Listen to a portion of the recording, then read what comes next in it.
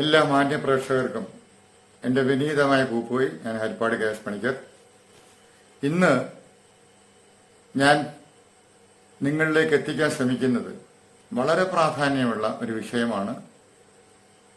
ആധ്യാത്മിക തലത്തിലേക്ക് ഏതൊരു വ്യക്തിക്കാണോ മുന്നോട്ട് അടിവെച്ചുയരേണ്ടത്, ആ വ്യക്തികൾക്കെല്ലാം പ്രയോജനപ്പെടുന്ന ഒരു വിഷയമാണ് ഇന്ന് ഞാൻ ചർച്ചയ്ക്ക് വെക്കുന്നത്.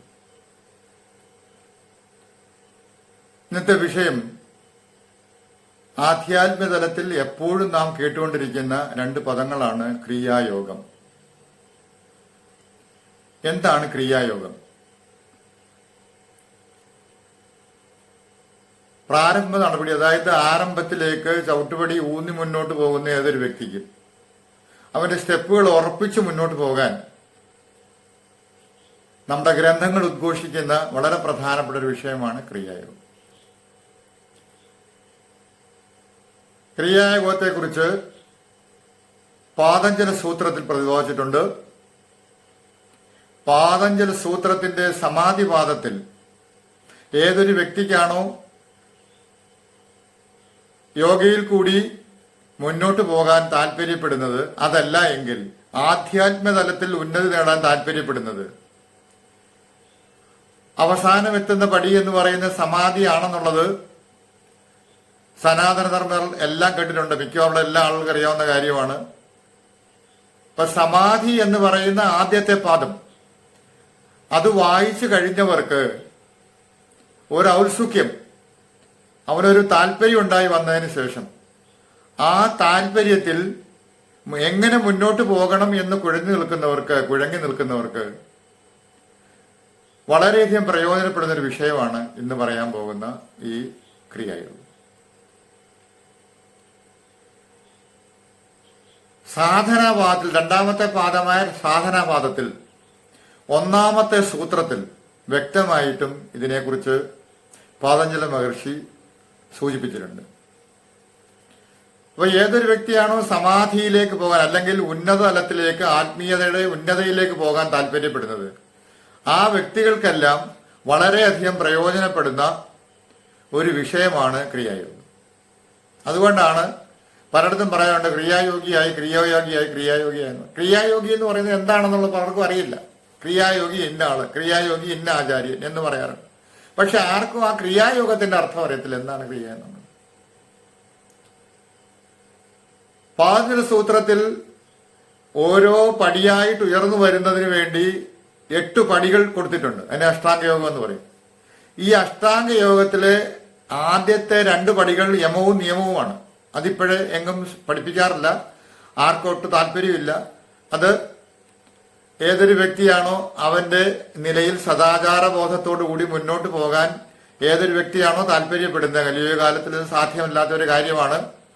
എങ്കിൽ പോലും ഇത് പഠിക്കാതെ ഒരു കാരണവശാലും 3ാമത്തെ പടിയായ ആസനങ്ങളിലേക്ക് കയറിയോണ്ട് ഒരു പ്രയോജനവുമില്ലെന്ന് പതഞ്ജലി മഹർഷി പറയുന്നുണ്ട്. ഒരു വ്യക്തി 3ാമത്തെ പടിയിലേക്ക് കയറണമെങ്കിൽ 1ഉം 2ഉം പടികൾ തീർച്ചയായും മനസ്സിലാക്കിയതിന് ശേഷം മാത്രമേ പോകാവൂ എന്ന് പറയുന്നു.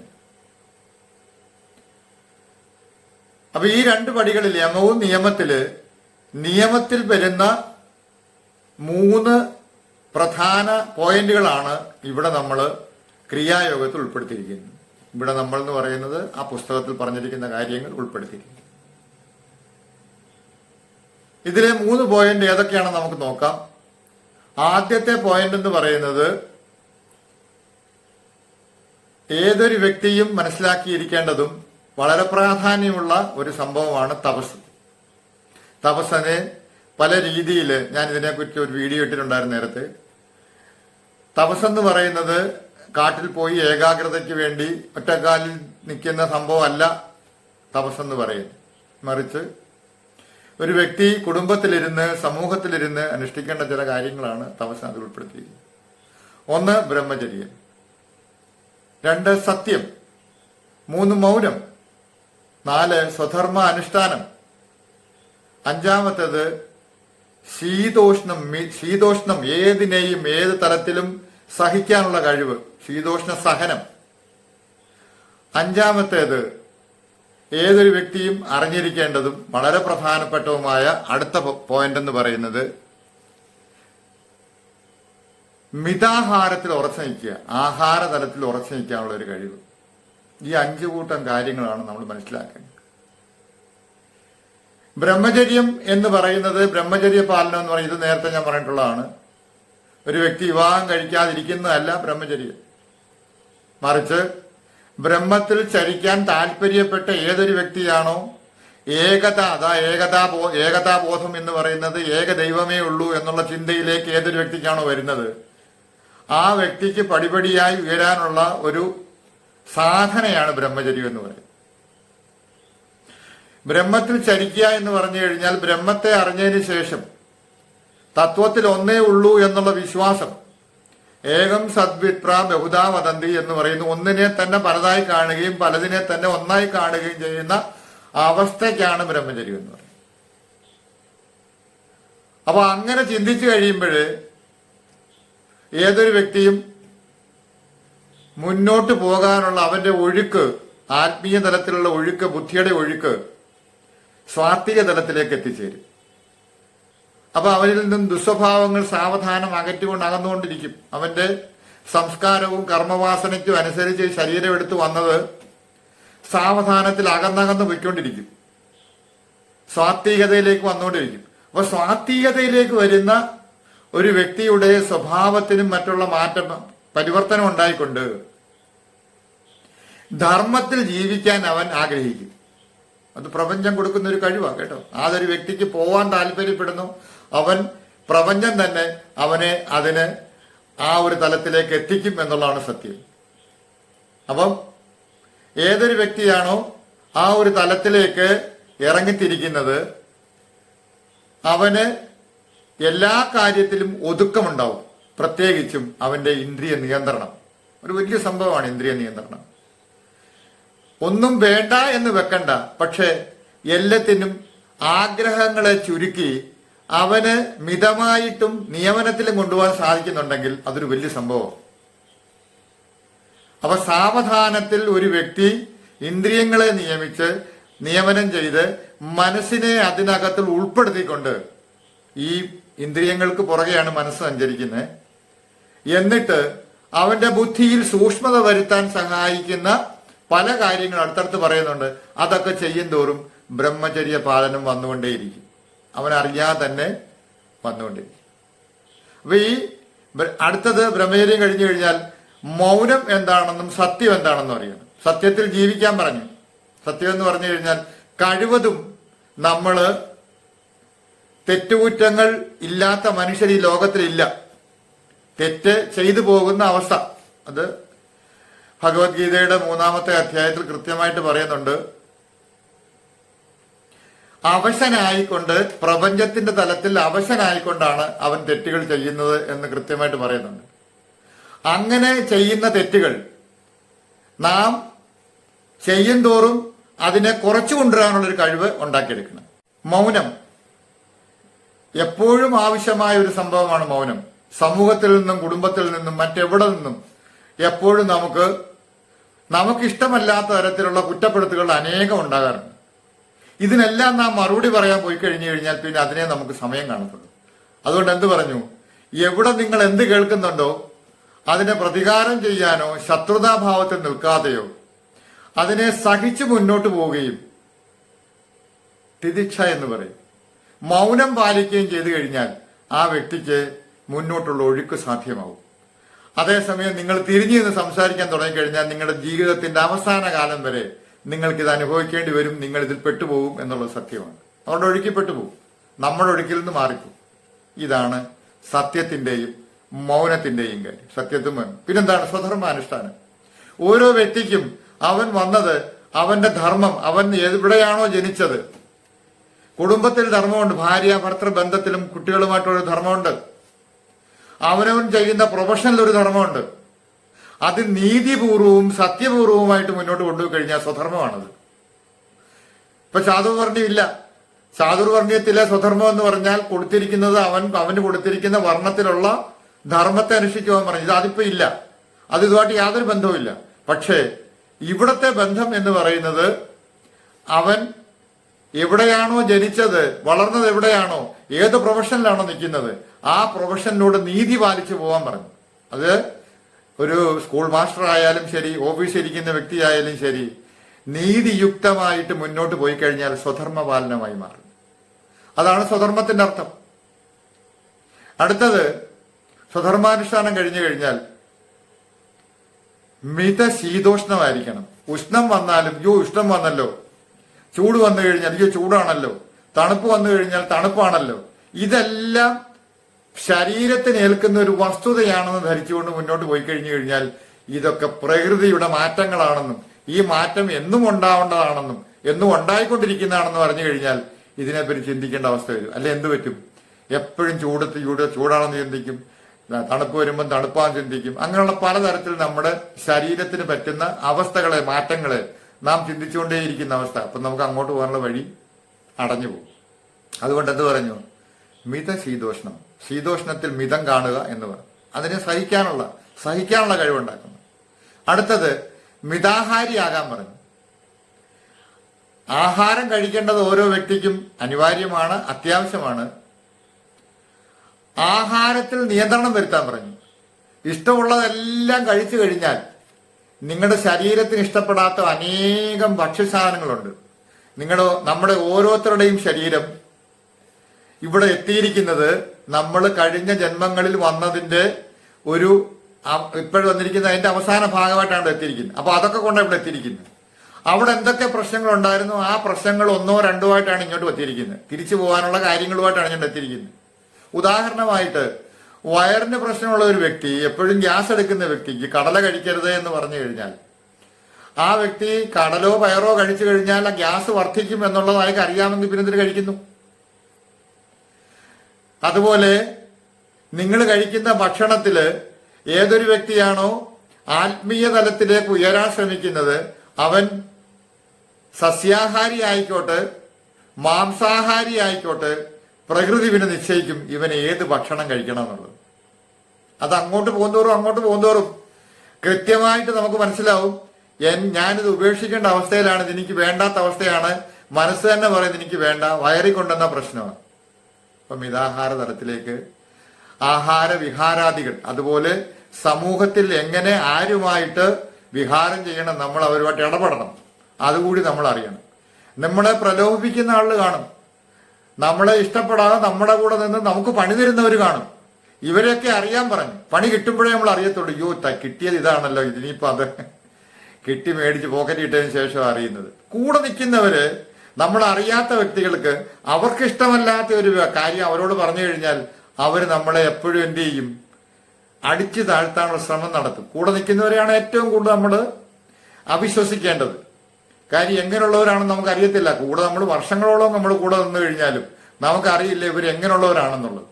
പക്ഷെ അത് നമുക്ക് അവർ പണി തന്നു തുടങ്ങുമ്പോൾ മാത്രമാണ് നമ്മൾ കാണിക്കുന്നത്, എടാ ഇത് വലിയ കഷ്ടമായി പോയല്ലോ എന്നുള്ളത്.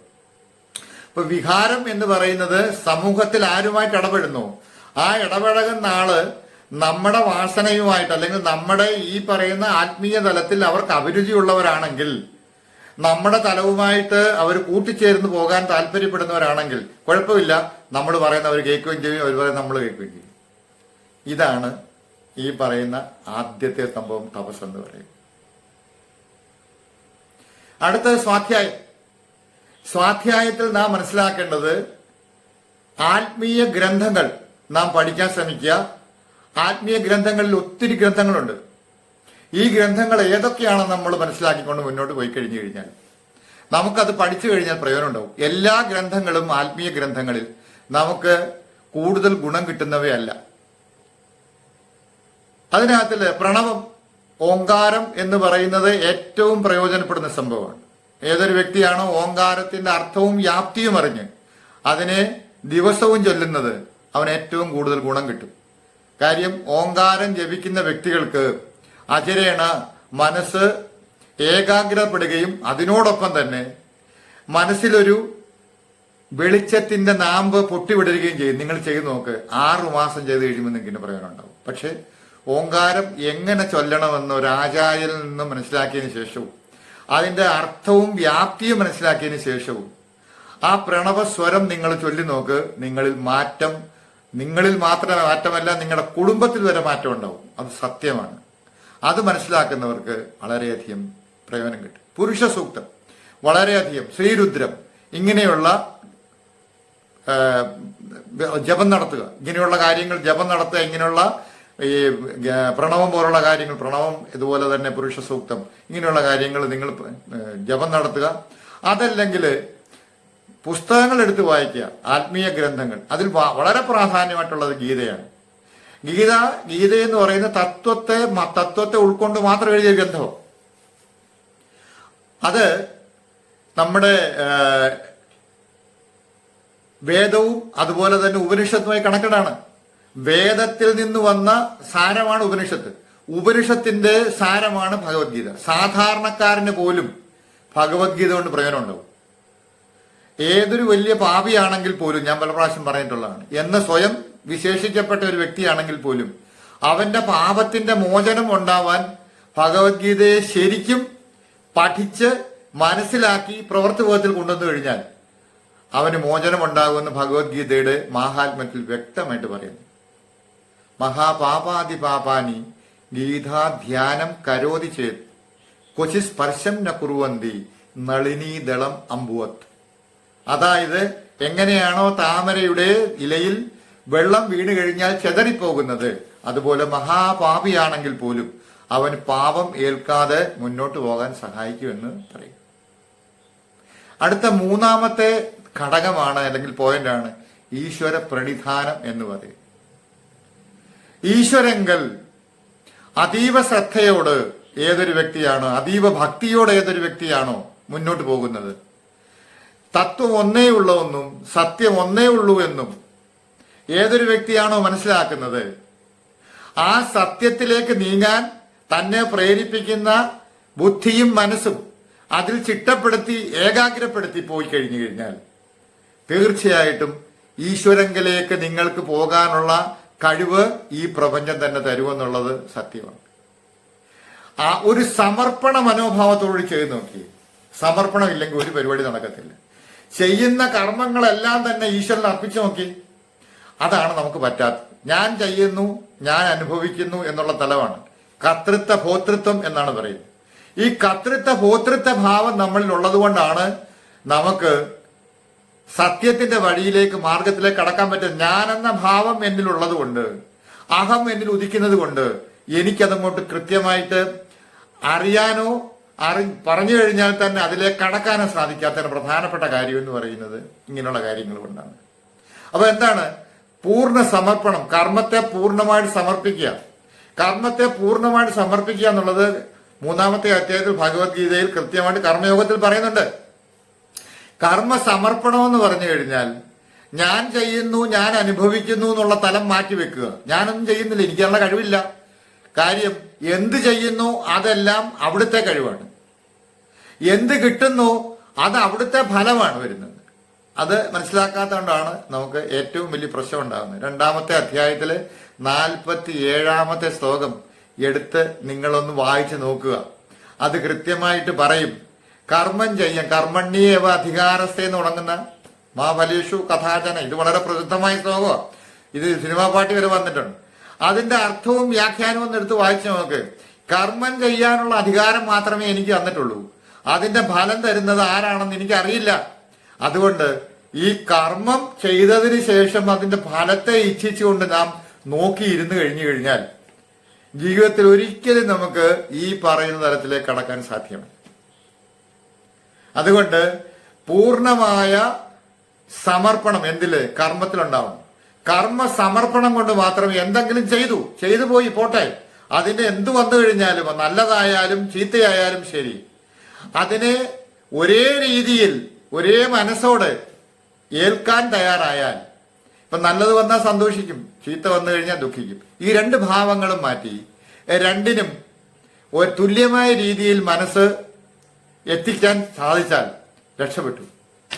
അതേസമയം കർമ്മത്തെ ആലോചിച്ചുകൊണ്ടിരുന്നു കഴിഞ്ഞു കഴിഞ്ഞാൽ ഒരു കാരണവശാലും, കർമ്മത്തിന്റെ ഫലത്തെ ആലോചിച്ചുകൊണ്ടിരുന്നാൽ ഒരു കാരണവശാലും ഒരുപക്ഷെ നമുക്ക് ആ തലത്തിലേക്ക് എത്തിച്ചേരാൻ സാധ്യമല്ല എന്ന് ശരിക്കും മനസ്സിലാക്കാൻ സാധിക്കും. അപ്പം ഇത്രയും ഞാൻ പറഞ്ഞത് ഈ പറയുന്ന ക്രിയായോഗത്തെ കുറിച്ചാണ്. ക്രിയായോഗത്തിന്റെ അറിവ് പ്രാരംഭം, അതായത് ആധ്യാത്മിക തലത്തിലേക്ക് കടക്കുന്ന വ്യക്തികൾക്ക് ആദ്യം പറഞ്ഞ രണ്ട് കാര്യങ്ങൾ, അത്യാവശ്യമാണ്. ഒന്ന് തപസ്, രണ്ടാമത്തെ സ്വാധ്യായം. ഇതിൽ കൂടി മാത്രമേ ബുദ്ധിക്ക് കഴിവുണ്ടാവത്തുള്ളൂ. അതിനോടൊപ്പം തന്നെ മനസ്സിന്, ചിത്തത്തിന് ഏകാഗ്രത കിട്ടത്തുള്ളൂ. അതിന് നാമജപമാകാം, നിങ്ങൾക്ക് തുടങ്ങാം, ആ തലത്തിൽ തുടങ്ങാം. ഈശ്വര ക്ഷേത്ര ദർശനമാകാം. ഇതൊക്കെ എന്ന് പറഞ്ഞാൽ അതിന് പരിമിതികളുണ്ട്. പക്ഷെ അതിനപ്പുറത്തേക്ക് സ്വാധ്യായം എന്ന് പറയുന്നത് ആ പുസ്തകങ്ങൾ എടുത്ത് വായിക്കുക, ജപം ചെയ്യുക, സൂക്ഷ്മതലത്തെ കടക്കാൻ നമ്മളെ എല്ലാവരെയും ഈശ്വരൻ അനുഗ്രഹിക്കട്ടെ എന്ന് പ്രാർത്ഥിച്ചുകൊണ്ട് നിർത്തുന്നു. നന്ദി, നമസ്കാരം.